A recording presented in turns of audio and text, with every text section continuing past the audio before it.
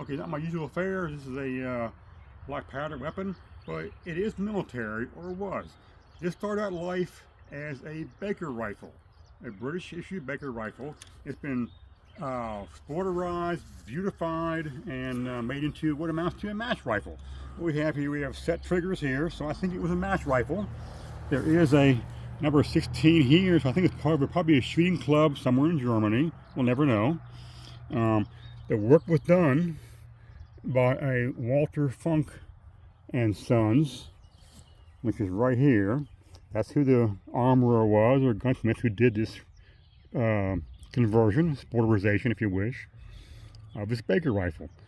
But we try and get that. We don't get it. That's okay. But anyway, it was a Baker rifle originally. It's been beautified quite a bit. It's got a patch box now that sticks occasionally.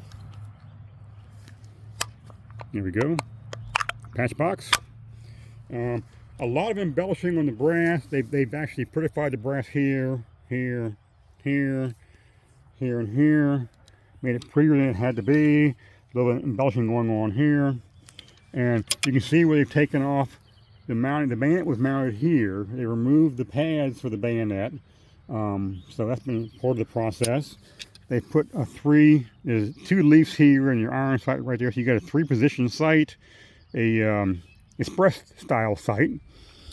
And what's really, to me, endlessly fascinating is that they've taken the spring and the frizzen from the flintlock, converted it to percussion, and made a safety out of the flint frizzen spring. And that, to me, I think is just a very, very neat feature. And makes it a little more safe, but I've never seen it anywhere else. I've never seen it on any other gun. I don't think it's unique, but I think it's pretty special. There is a number. You can't read on the butt right here, a 4-digit number. That's probably the original Baker rifle number. We'll never know. This was done probably in Germany. This gun probably came back to the U.S. As a World War II trophy. That's our best guess. It was found at a pawn shop on the East Coast.